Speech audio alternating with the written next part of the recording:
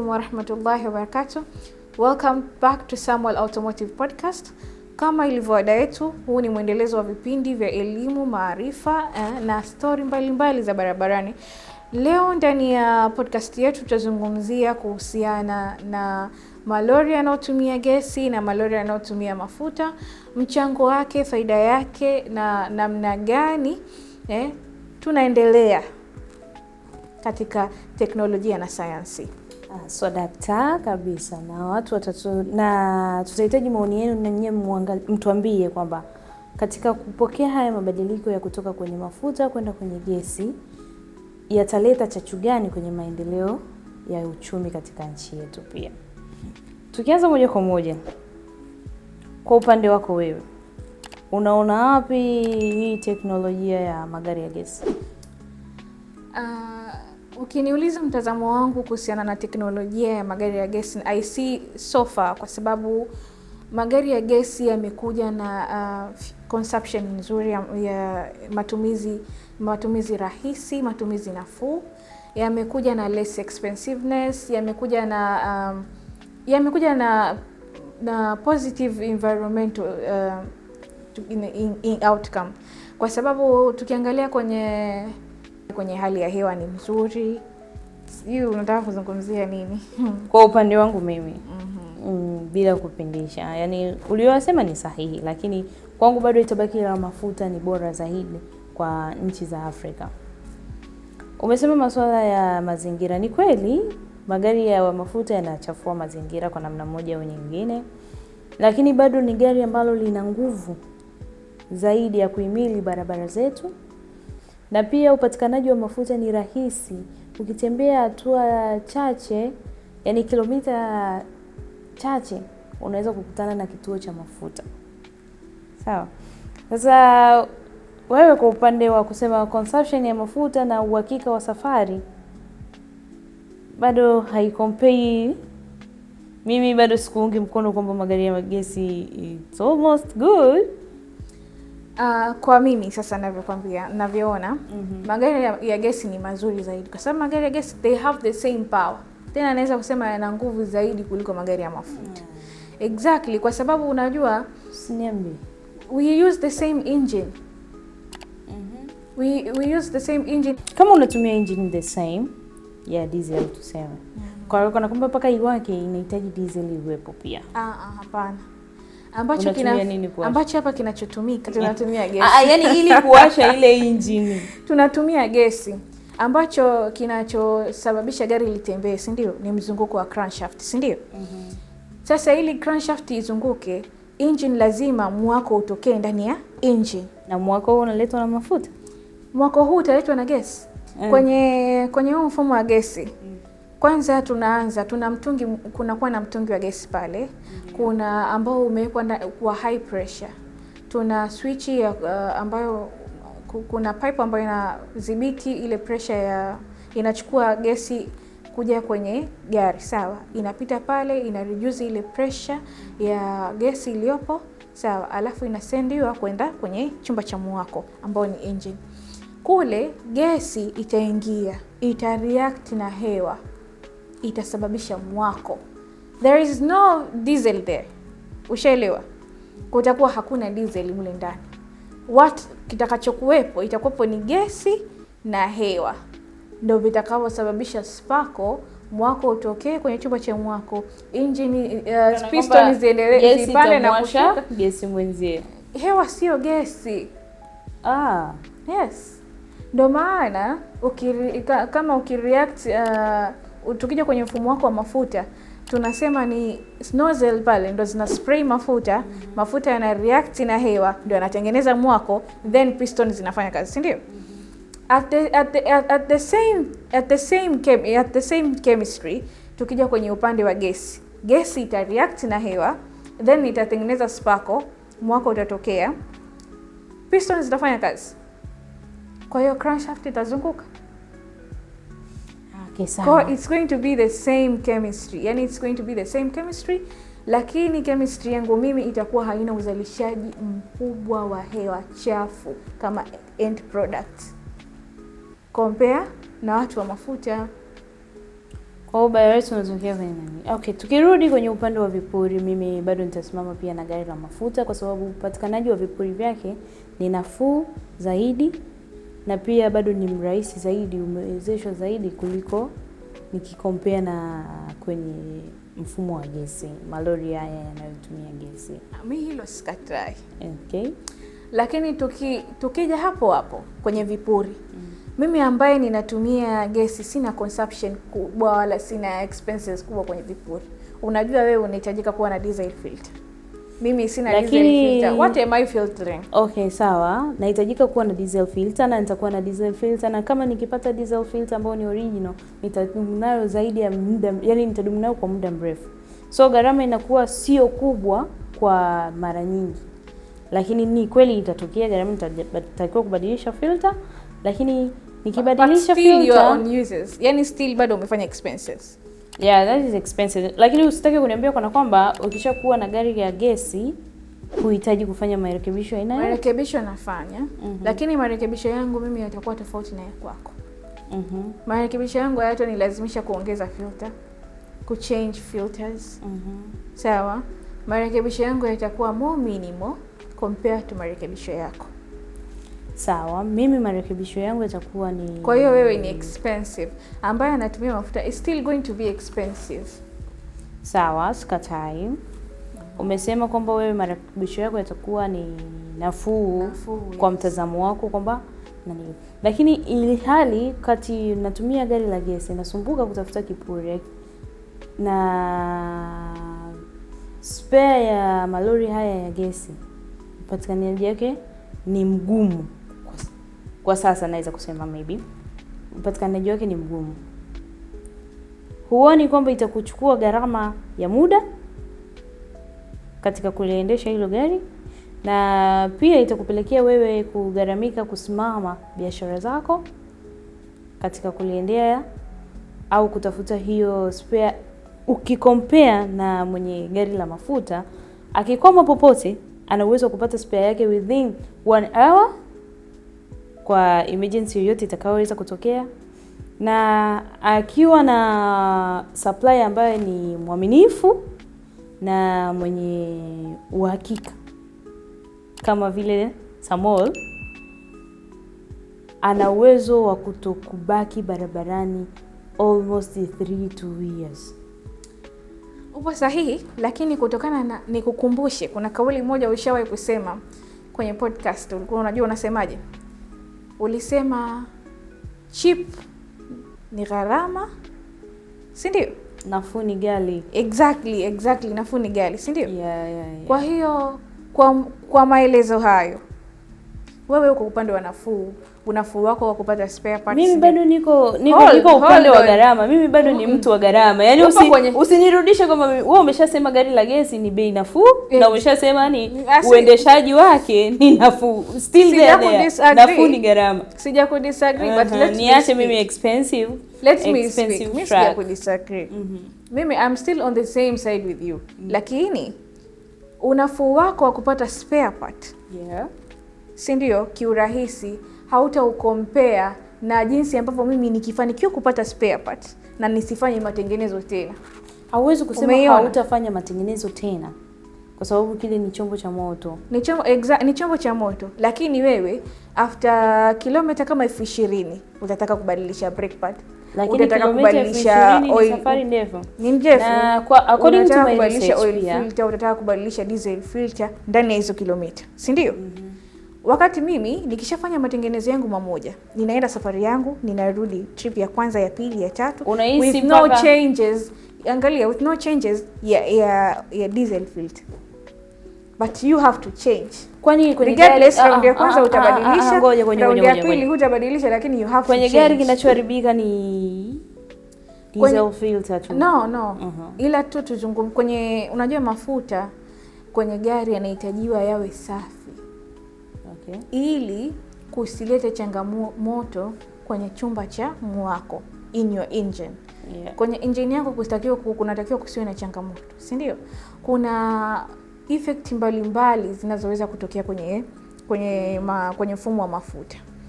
Tukija kwenye tanki lako la mafuta, kuna uwezo wa kupata infection. Tanki lako lina uwezo wa kupata infection. Je, na wewe umefikiria kwamba madhara gani yanatokea kama tanki lako likitoboka? Kwanza material, yani, hold on. Niache nikwambie. Unataka kutoa boriti kwenye jicho la mwenzio? Ala. I have to, yani unataka uniache kwanza nikwambie what is happening in your life. Okay, wewe mtumiaji wa lori la mafuta. Kwanza kwako wewe kupata tu lile tanki la reserve likiharibika kulipata. It's not easy. Moja. Mbili, likipata infection, ukipata lile tanki la reserve ukilinunua, kama litakuwa halikukaguliwa vizuri na fundi wako lile tanki lako la reserve kabla halijafungwa kwenye gari, likipata infection, likiwa lina impurities mule ndani, likiwa lina dust mule ndani, mafuta yote yatakayoingia mule ndani tunasema ni impure. Umeelewa? Ukiwa na mafuta ambayo sio safi, yakichukuliwa na feed pump yako, yaingizwe kwenye injector kwenye fuel injector pump, sawa? Kwanza nikupe hatua ya kwanza, feed pump yako itaharibika. You will have to change that one. Kwa sababu mafuta sio safi, kwa hiyo inatumia nguvu kubwa kuingiza mafuta ili yaende katika minimum amount. Umeona? Moja. Mbili, tuje sasa hapo ushaharibu feed pump yako. Ushaharibu injector nozzle yako. Tanki lako la reserve sio zima. Tunakuja kwenye diesel filter yako ikuchujie sasa impurity yako yenye umeingiza. Sijui unanipata? Ukiwa unachuja ile impurities, kwa hiyo utabidi ubadilishe. Utaenda kubadilisha diesel filter, si ndio? Yes. Unatakiwa ubadilishe diesel filter. Unatakiwa ubadilishe injector pump. At the same time unatakiwa ubadilishe feed pump yako. At the same time unatakiwa utoe tanki lako la reserve liende likasafishwe upya, lifanywe treatment. Alafu mimi niko na mtungi wangu barabarani na pepea. Ndio turudi hapo, sawa. Umeshaona? Aya, sawa, sikatai. Ile umelizungumzia tanki la mafuta. Turudi kwenye hiyo mtungi ya gesi. Yenyewe haina riski yoyote? Riski ya kwenye mtungi wa gesi siioni, kwa sababu zimetengenezwa vizuri. Wewe utafanishaje? Naomba sasa na mimi nikurudie hapo kwenye mtungi wa gesi. Mtungi wa gesi imetengenezwa kweli, ni imara na inamlinda mtumiaji, sawa? Ndio. Na kwenye malori nimeona wametengenezea hadi coverage ili joto la nje lisiweze kuingia ndani, sawa? Lakini katika gesi kuna kutoboka, kuna kuvuja kwa gesi. Pale ndipo gesi yako ikatafuta mwanya wowote, kwa sababu ile ni gesi ambayo ikifungiwa sehemu lazima itafute sehemu ya kutokea. Either pipe yako ikawa ina leakage popote, umekwama. Gesi ikapata namna yoyote ya kuchuja kutoka nje, gari haliendi. Mtungi wako ukitoboka mpaka kuupata kwanza na kuja kufanyia tena modification ya kurudisha kwenye system, inaweza take long. As long as bado vifaa hivyo havipo. Tukiachana na vipuri na matengenezo, tumerudi kuona kwamba kwa sasa malori ya mafuta kwenye vipuri na matengenezo. Namba niko crash hapo kwanza. Mtungi wangu jinsi ulivyotengenezwa unaweza kustahimili heat na uwezi kuexplode.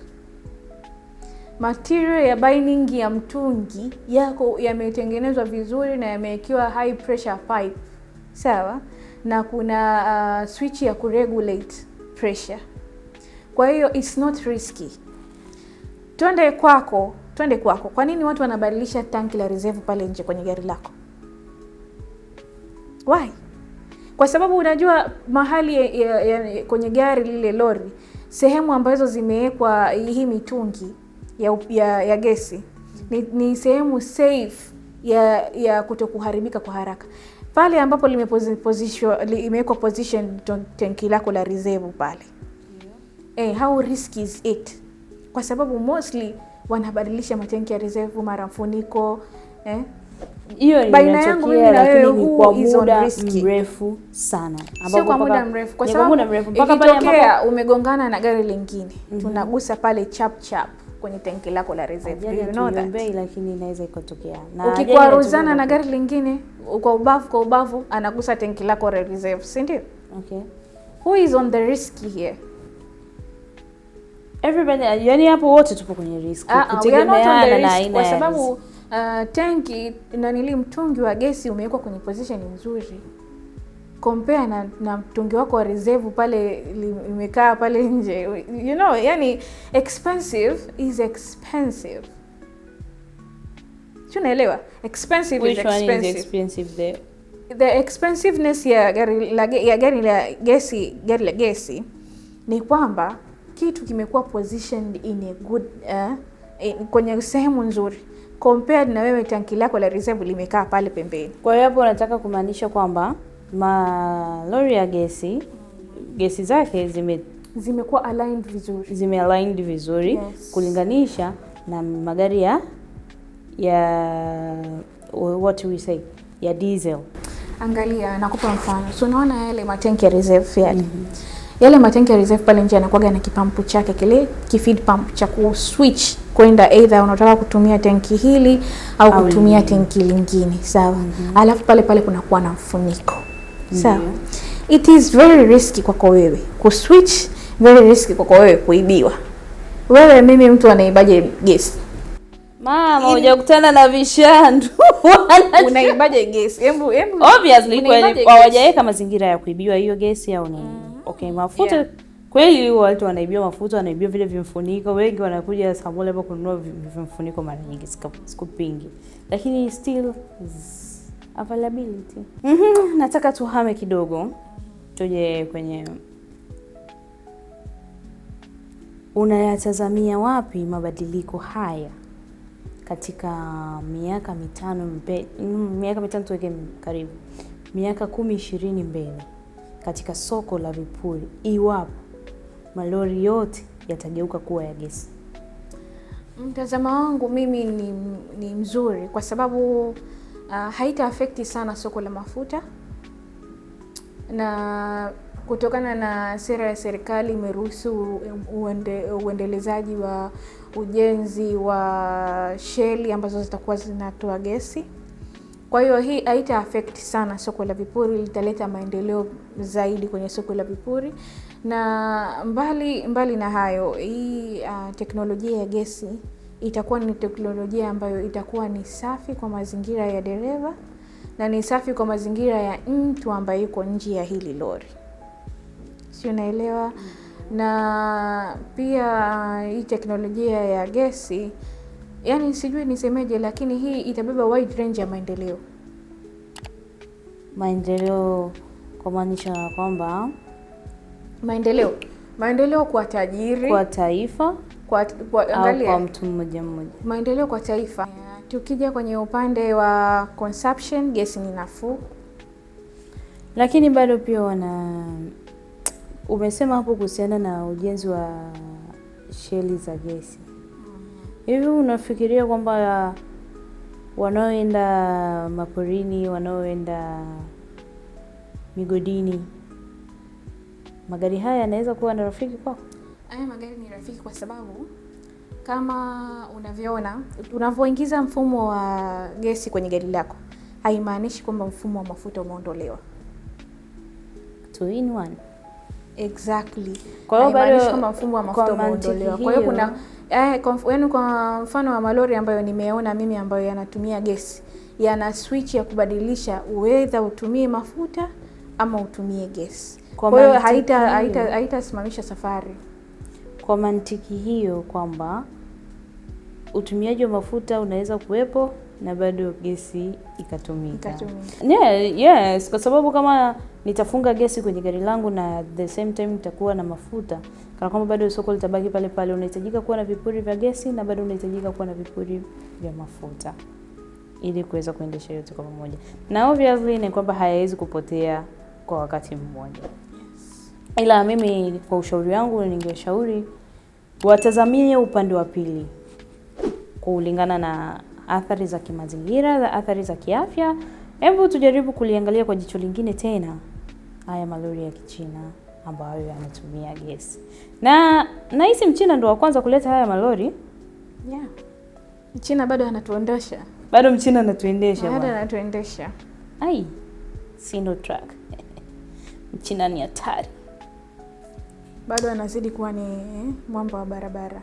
Na mimi kwa mtazamo wangu, miaka 10 mbeleni pale magari ya Kichina ya gesi yatakapokuwa yameshika hatamu, naona na soko la vipuri litapanda zaidi kwa kiwango kikubwa, na itakuwa ni biashara moja nzuri sana. Na natumaini Samuel Automotive hatobaki nyuma katika hili. Mdhamini wetu mkuu ni Samuel Automotive na anapatikana Nelson Mandela Road, Tabata Matumbi, au unaweza kutupigia simu kwa namba 0752600700. Ulikuwa nami Wemaeli Maraba pamoja na Shamsa. Na sasa tunapenda kukuambia mpaka wakati mwingine. Samuel Automotive, tiba ya gari lako. Karibu tena. Welcome to Samuel Automotives.